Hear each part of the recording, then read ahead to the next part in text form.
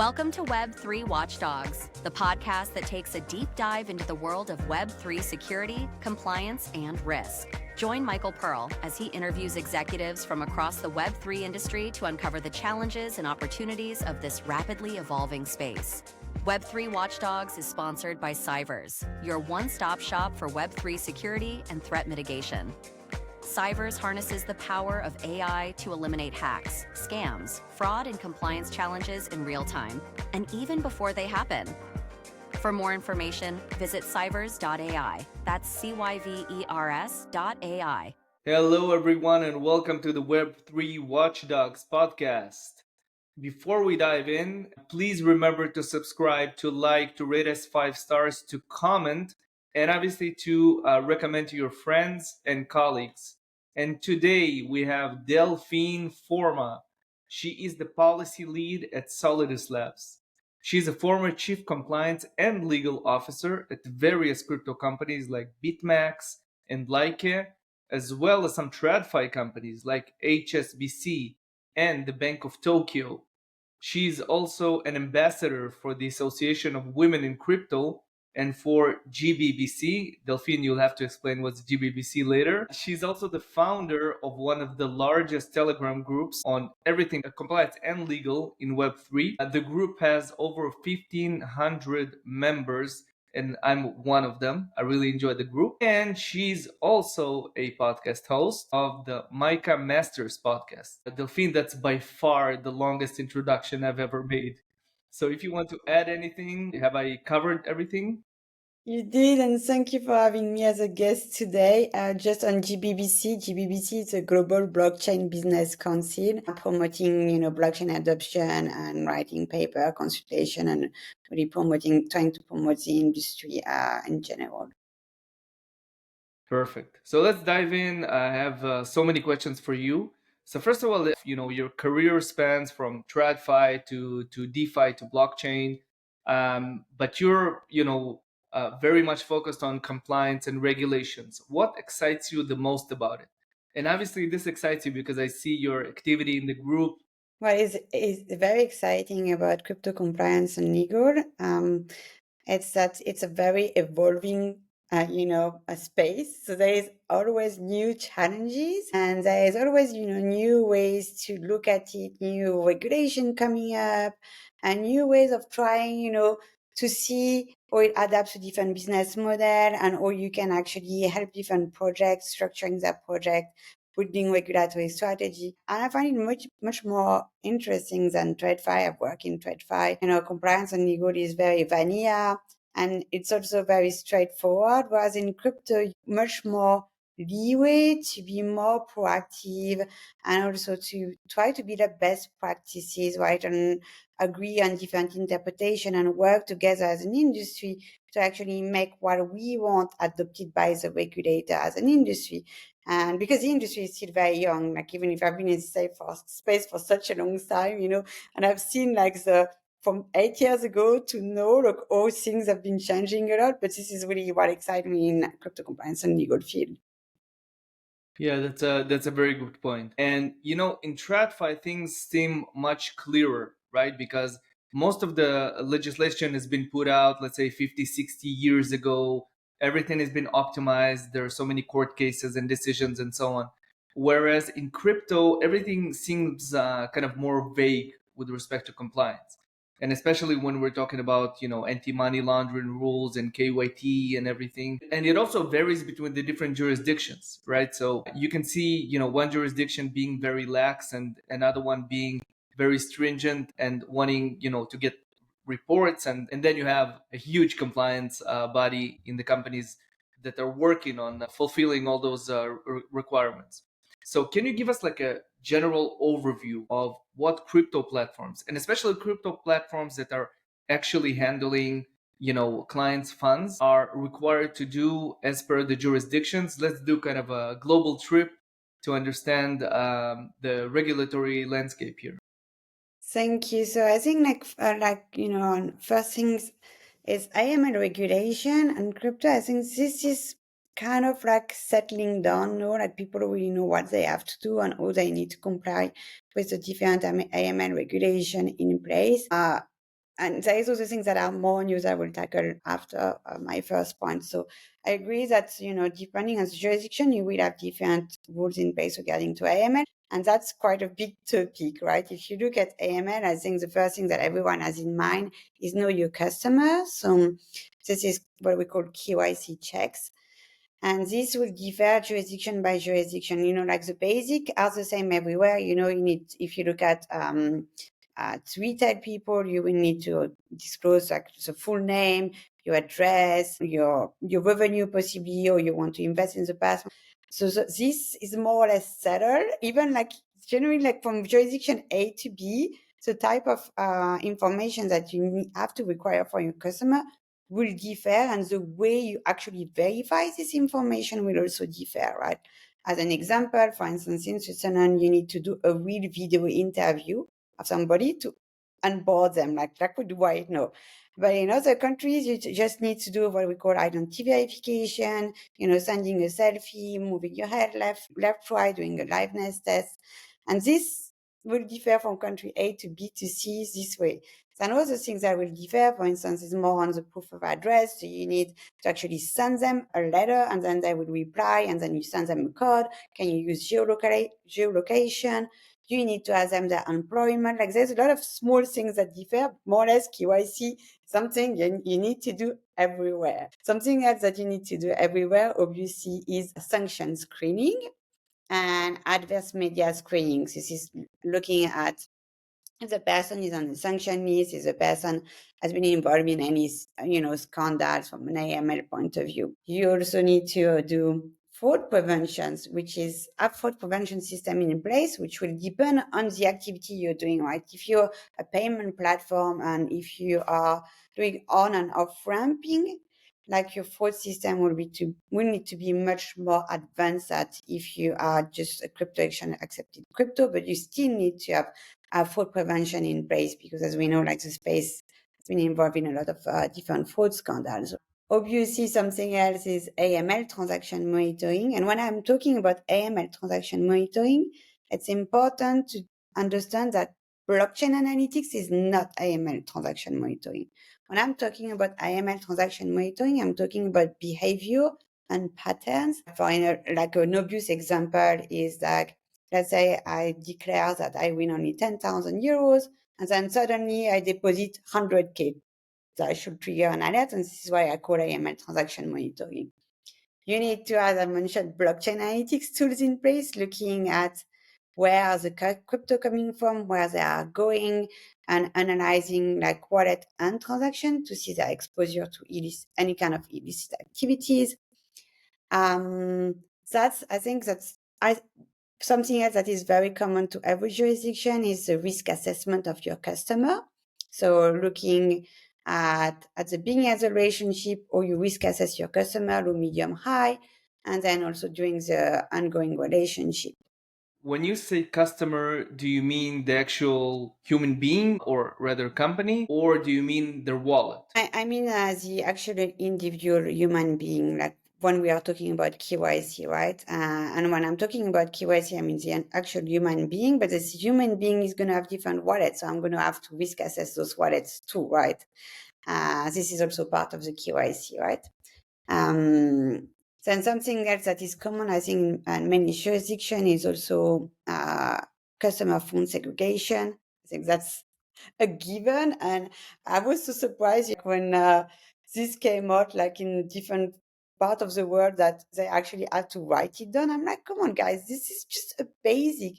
How can you think that you can use customer money for your operation? How on earth is that possible, right? And something that is, I think, relatively new in all the different systems and controls you need to have in place that I mentioned is trade surveillance. And so looking at detection and prevention of market abuse, I think this is relatively new, things that you start to see in different regulatory framework. Even if I personally think that if you're an exchange, like let's say you started an exchange 10 years ago in crypto, I personally believe you should provide fair market to your customer. But well, we work in crypto and we all know it is regulation are needed for people to act on it. So we talked about blockchain analytic solutions and compliance solutions. And one thing that I'm hearing from quite a few clients of ours and also from people that I interview as part of the podcast is the fact that there's a huge discrepancy between the incumbent, crypto compliance and analytics tools and what is actually needed by the regulators, right? My theory is the fact that the industry has moved forward so much and now you have much more sophisticated moves of funds, right? So you have cross-chain and cross-platform and cross-tokens and so on. And eventually it's much harder to track illicit funds and to flag illicit wallets. And basically, what do you think will happen? What needs to happen to have better tools and to be able to actually fulfill those requirements by the regulator when such a discrepancy arises between the tools and between the requirements? So maybe if we take a little step back and looking at the specificity of the crypto market, right? Because if we look at tools, we need to first understand what is the market and how the market is different from what was there before, right? So I think point to emphasize from a market structure, the crypto market, as we know, is global. It's operating 24/7, 365 days a year. It's always on, right? And there's a lot of retail participation. Also, the trading life cycles occur on-chain and also off-chain via centralized and permissionless actors. Assets are decentralized and they are not native to any single exchange. And you have a lot of data that are public and transparent located on the blockchain on one side, but on the other side, most of the trading is still off-chain in centralized entities, with trading data being private and not transparent. Then you have a multiple venues and data all over the place, right? There is millions of assets with divergent underlying characteristics. You have same assets that are trading at different price across different platforms. And then you have different manipulation typologies, as you mentioned, cross products, cross chain, preponderance of pump and downs, venue specific price deviation, sentiment driven schemes, and online vulnerabilities like malicious smart contract code, Oracle exploit, and across different asset life cycles. And I think it's very important to emphasize those points to understand what is the discrepancy, as you mentioned. So to come back to your question, I think a lot of providers are still stuck in the past, and they have not really moved with the industry and the way the industry is moving forward, which is going fast. And I think you, as a provider, you always try to make your best to align with what is happening in the industry and what your customers are telling you. And you need to be able to adapt fast, right? And I feel today, a lot of systems are still stuck with legacy system and they are not, really adaptable to the new business model and the way we are working in the crypto sector. And I will mention that at Solidus, we totally understand, that there is new behavior and technology required a different approach, right? So on our side, we are really able to support our customer by being always reactive, flexible, listening to them. And our goal is really to move with them and learning with them and adapt our tool to whatever they need, right? So what we do, we use innovative technology and an innovative approach, focusing mainly on the identification of behavior and patterns, looking at industry level anomalies, order queue deviation, traders profile patterns, event and sentiment correlation, market data analysis is the last steps, and all by providing real-time ingestion and alerting on venue agnostic data architecture. I think what is really key in not having discrepancy, when you're a provider, you need to move fast, listen to your clients, and always be able to adapt and be flexible in order to react to what happens in the market. But first, I think it's being proactive in your approach about how you look at compliance challenges. Yeah, I totally agree with that. This industry is moving fast. We see that with the markets. Only recently Bitcoin went down, then went up. And we see that with the new technological solutions. And unfortunately, we see that with the bad actors as well, right? They are very innovative and They are offering new solutions, so to speak, every day. And the good guys need to keep up, basically, and you need to have the right tools. So I definitely agree on that. So let's talk about MiCA for a second. And as I mentioned, you have a podcast on MiCA, and you're very knowledgeable about this new framework. So I would like to get your take. MiCA was recently implemented, the full scope of it, right? And we hear news every day. Companies taking pride of we are MiCA compliant and so on. How do you think it will affect the business in Europe and globally with respect to crypto regulation? What can we expect to see this year and in the upcoming years in Europe and outside of Europe? Because we know that, that's just a small comment that I would like to make here. We see with other legislation, such as the GDPR, for instance, that it started in Europe and eventually it affected the entire globe. So what can we expect to see in crypto with respect to MiCA? That's a large question, and I think there's a lot to say on it. So I think the first thing is I think 2025 will be the year of implementation and enforcement. You mentioned MiCA entered into force, right? But there is still the grandfathering period that could apply. And I think as you mentioned my chat, you can see there is still a lot of question up in the air, a lot of room for interpretation. So I think in 2025, I hope, that there will be more consolidation and that, there will be clarity for CASP operating in the EU. That's first point. Second point, I think that we will see, and we already have seen a lot of merger and acquisition taking place, right? Because as you may know, the cost of compliance for MiCA is really high. And so merger and acquisition is something that is happening right now in the EU to enable CASP to actually be first and to foster innovation. Then regarding the influence of MiCA on, I think it has already happened. If you look at the framework that has been taken recently, for instance, in Turkey, it has a lot of elements as the ones that are in MiCA, and a lot of other countries in the world are also looking at MiCA while adapting it. MiCA is very high standard, and I think other countries, they can also learn from the lessons that we have now in the EU. MiCA has been here for a long time, right?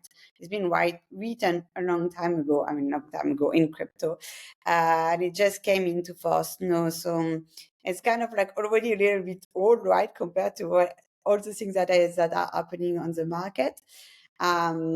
So I believe when I read a lot of different new framework, sometimes I'm like, my God, this is a copy paste of MiCA, especially on the market abuse requirement. I see a lot of countries copy pasting what is in MiCA. But what I hope for is I really hope that we will see more harmonization. So I really hope that MiCA is going to be a standard globally, so that also for CASP operating in this market. I always say the crypto industry is born global and digital, and we need to have common standards at a global level. Because when you're operating as a CASP, it's so complicated. When you work in compliance and legal, when you work on your licensing strategy, there are so many different standards. You need to have so many different licenses in different countries in order to be able to serve your full customer base, which is global. It's not tailored to one country, and it makes things overly complicated from the compliance and legal point of view. It also make it fun, right? I would be bored if it would be the same everywhere, but that's my wish. Yeah, just to emphasize what you were talking about, you started from the consolidation part, which basically, in simple words, and correct me if I'm wrong, you mean that the smaller companies cannot really cope with the costs to remain compliant with the new framework, and eventually they need to merge or they need to work together with other companies, essentially just to survive and to remain compliant. And beyond that, you've mentioned harmonization. So take the travel rule, for instance, right? There's a huge industry that derived only from that, because now everything is so complicated. You have two actors that are transferring funds between themselves, and you have at least two regulators that need to be involved, and you need to issue reporting, and the reporting varies from one regulator and the other. So by the end of the day, you can have two or three reports on one single transaction. So everything is complicated right now, and I totally understand what you mean with respect to consolidation. And I wanted to dive in deeper into MiCA and to ask you, so from my understanding, MiCA is very, very elaborate and comprehensive with respect to, let's say, stable coins, crypto trading, even crypto marketing is elaborated there. But with respect to AML and transfer of crypto, some things still remain vague. So maybe if you can zoom in on that and give us kind of an overview on what are the requirements for an EU-based exchange or company with respect to AML, with respect to reporting, KYT, and so on? Okay, so like MiCA does not regulate AML, neither travel rules. That's different regulation, right? In MiCA, you need, of course, MiCA says like when you apply for a license, you need to have an AML control in place. You need to give them all your policy and all you're planning to detect and prevent AML happening in your platform. But I don't, this is not detailed for anything dealing with AML. In the EU, we have AML directive. There's 6 of them, maybe 7, no, 6, I'm sure it's 6. And it's a directive, right? And a directive needs to be transposed in every country. So every country in the EU, country A, B, C, D, they will have the principle of the directive, but the way it is implemented is completely different from country A, B, C, D, E, F, G, right? So if you want to know what you need to do in terms of AML, you need to look at the local regulation. However, this will change because, as you may know, the EU has adopted the AML package. I think that was last year or the year before. So we're going to have an AML authority in the EU this year, will be based in Frankfurt. And then the AML regulation has been adopted and will enter into force in 2027. And as it is a regulation, then we will have same standards everywhere in the EU. In this AML regulation, it's for every entity, right? It's not specific to crypto. It's like everyone will have to follow the same rules. So there is nothing really specific to crypto that briefly tackle on unhosted wallets, on a high risk entities, like what type of due diligence you need to do. But there is no specifics on that. Then when you look at travel rule is regulated by the transfer of fund regulation. And this is in force since January 1st, meaning that everyone needs to have the same standards when it comes to travel rule. Then MiCA regulates other parts, right? So I think like AML and travel rule are topic aside of MiCA. Even if in MiCA I mentioned you need to be able to provide everything dealing on your AML control. MiCA is, as you say, is a licensing framework and it's very comprehensive. So there's key elements in there, like the general obligations, such as having a legal entity in the EU and staff on site with their place of effective management, so substance. There is obligation of conduct, prudential requirements. This is really important. Government's arrangements, including ICT controls and DORA. DORA is in force since January 17. Safekeeping. Maybe you could say a few words about DORA because perhaps the listeners are not too familiar with that. And that's something that is more specific to integrity and cybersecurity and not necessarily the market part of things, which MiCA basically regulates, right? Yeah, so DORA is a new regulation in the EU. I mean, it's not so new. It's basically consolidated other regulations that was applicable in the past regarding cybersecurity. And what is important here that it's talking about, service provider and your IT and ICT service provider, or you interact with them. What is the government? What are their risks? And what is the risk that is for you as a CASP or as an entity if this provider failed, right? So it's all about controlling those risks. And I think it has a really big impact because you really need to be able to have a comprehensive framework in place to make sure that you monitor and you have those risks into control from an entity point of view, but also as a service provider, you also need to make sure that you're able to comply with the different requirements that are in DORA. I am not an expert on DORA, but basically, this is what you need to understand there. Yeah. I think that's a very good overview of DORA. Just following on that, recently C4, which is the consortium behind the CCSS certificate, which is, to put it in simple words, it's the certificate for security of wallets primarily. They issued a new version of the requirements, and one of the things that they added was real-time monitoring. So they basically say that if you want to keep your wallet safe, you need to have real-time monitoring in place, and obviously alerting, and obviously to have some sort of a system that will mitigate the crisis as it happens. Do you think that that's something that should be part of a regulatory framework as well? So to put it in simple words, if we know that auditing is not enough, right? And if we know that hackers are extremely incentivized to hack into wallets, why shouldn't real-time monitoring be part of the requirements? So I mean, like that's if we talk about regulation, I don't think it should be in a regulation. Regulation, I think, should remain principle based, and then as an industry, we should be able to set up our own best practices. Right? So the regulation will say like audits are mandatory for looking at smart contract and security. That should be in the I believe that should be mandatory, but then the way you do it, and like if it's real time ongoing, that should be defined by the industry. I will tend to agree with you that yes, ongoing and real time should be here, because it's really important. I mean, that's the base. We operate online. Like if you can't control this risk, like this is not going to work out, right? But I think it should really come from the industry instead of coming from the regulator. Got it. So let's talk about fraud. You mentioned fraud prevention as being one of the prerequisites for a regulated company. And, during last year, we saw so many cases, primarily of pig butchering, which is kind of a big name for romance scams and investment scams. Actually, according to our data at Cybers, we saw close to $4 billion being stolen in various scams. And we know that there are other forms of fraud and scams as well. It's a very lucrative industry, unfortunately, even more than the hacking industry. So clearly there's a problem for the Web3 space. And I wanted to ask you, because there are quite a few regulators that have become aware of that and made some moves. So primarily the FCA with its APP fraud, basically requesting companies to reimburse clients that were defrauded. And there's quite a similar legislation in Singapore.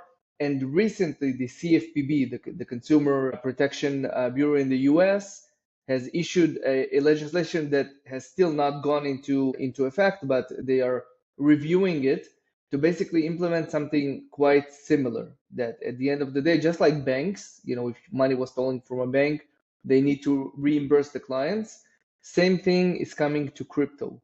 What is your take on that? Do you think that imposing it's kind of a harsh sanction on the company, but then again, you can make the clients whole again after they were defrauded, and maybe you as a platform could have prevented it? What do you think about this new attitude? Well, I think like this is where the regulation are coming. Like it's all come around like customer protection, right? And like every regulator are actually thinking about it. I mean, do I think this should be applicable to crypto companies or not? That's another question. I believe like as you mentioned, fraud is a really big problem, but it doesn't only concern crypto company, right? If you look at AI and deepfake, especially, it's really hard to detect when you operate as a crypto company or on any type of online business that needs to onboard customer and have like customer identification obligation. So, and then you have all those other form of fraud that you can actually, as a platform, you can detect them. You could, for instance, see that if your customer is sending money to a scam, or if your customer might send money to a fraud, you might be able to detect it real time, but not in every situation, right? So should you actually be responsible and reimburse your customer when you can't be always liable? Because if you don't know, I mean, we don't have the technology to actually mitigate the risk and like identify them. I think it's a bit difficult to actually hold companies responsible. There should be like clear rules on when it applies and when it doesn't apply. And I'm not sure the regulator is ready to get deeper into the details, because it all depends on which type of fraud we are talking about, right? Because peak bulging and deep fake are two different things, right? Sending money to a scam is also different. And then you can also quote people buying PII on fraud shops. That's also something different, right? So there's so many different parts that are probably very different from what you can see in traditional sector, because it's very innovative and it's new. And I think my reply will be, it depends. And again, like I think as an industry, we have the opportunity to set up standards ourselves, work together to build up framework instead of having the regulator tell us what to do. As an industry, for me, it's very important that we come together and agree on standards. Yeah, as a lawyer, I can always relate to an answer that goes, it depends, right? Exactly. But just to pick up on what you just mentioned right now. So yeah, definitely when we speak to exchanges and we talk to them about the risk of fraud, so there are two elements here, right? So the Web 2 element, which is more, let's say, the identity part of things, right? The AI that is being involved in the deep fake, it's very hard to tell. But actually, the on-chain part is, I'm not going to say it's easier, but there are tools to mitigate that, right? So Exactly. yeah, so one of the things that we see when we speak to our clients, to exchanges and so on, we can actually show them that we're flagging a wallet that, you know, they didn't have any understanding about what stands behind it. And then eventually they understand that it's affiliated with a pig butchering network or other types of fraud. Then obviously they see clearly that they can prevent their clients from losing funds, which is naturally it's good for regulation, but it's also good for many different things, because we also keep hearing that banks are debanking Web3 platforms because of the fact, not only that, but due to compliance issues and also due to them not preventing fraud, and eventually the clients are complaining. So I think that this year, and that's my take on it, I think that the awareness will be growing and there are tools to help them mitigate that. And I believe that the future will be brighter with respect to preventing such fraud. Yeah, I agree. I think like for the on-chain risk, I totally agree with you. I mean, we have like token sniffer, for instance, at Solidus Labs that allows to detect fraud and scam like in a second, right? And there is also tools on the market like yours, as well as a friend of mine just developed a solution called Token Eye that allows you to, before you send money, it allows you to actually see if you're sending to a scam, or if it's a fraud, or if the smart contract you're interacting with is involving like a possibly rug pull, or like the details of the smart contract. If you look at it at the technicalities, you can actually see if something is wrong or not, right? So I agree with you. I think that's something that actually we should maybe look at a little bit more as an industry, and like that would be like something big for 2025. For sure. So before we wrap up, just final question, and perhaps like an open question, because if you would like to elaborate and to invite people to join. So you're managing, as I mentioned, the Telegram group, Crypto Compliance and Legal. Again, kudos to you, because I'm learning a lot. It's great. So many interesting people there. So perhaps, two words about what's the story behind it. Maybe for our listeners that are not part of the group, how can they utilize it? What can they contribute to the group? So the floor is yours. Thank you. So actually, I started this group because when I started working in crypto in 2017, I felt so lonely. I was the only compliance person in the company I was working for. And like, as I mentioned at the beginning of the podcast, regulation are always evolving and they are subject to interpretation. And when you work in crypto, like you work with the business, and I think it's really good as a compliance and legal officer because they always push back, right? And then it always like push you to really go back into the regulation to make sure you can point them and say, look, it's here, right? But there is also a lot of interpretation possible. And this is why I started this group. I started it like I think only a year and a half ago. But it was really, the goal was to bring everyone together so that we can actually exchange best practices and feel less lonely, but also exchange like, I don't know, like on policy making, how do we write the policies? Like, how do we do this? Or how do we do that? And really exchange our knowledge, because at the end of the day, we all want the same thing. We want the industry to prosper. And I thought it was really important to be able to bring people together so that they can support each other, work together, not work against each other. At the end of the day, like you may work on something and I may work on the exact same thing. So why don't you just unite force and like do it together? So that was the goal. And for the listeners that want to join, if they go on my LinkedIn profile, you have the link. And the goal is really in this group is to contribute with news or question or things you've learned while working with the regulator. That's really like what is this group about. Yeah, definitely. The power of the community, right? Exactly. It's super helpful. So Delphine, unfortunately, that's all the time that we have. Thank you so much. I learned a lot, and kudos to you on your great job and keeping this community together. So thank you so much. Thank you, Michael. It was my pleasure to be the guest today. Thank you. Web3 Watchdogs is sponsored by Cybers, your one-stop shop for Web3 security and threat mitigation. Cybers harnesses the power of AI to eliminate hacks, scams, fraud, and compliance challenges in real time, and even before they happen. For more information, visit cybers.ai. That's CYVERS.ai.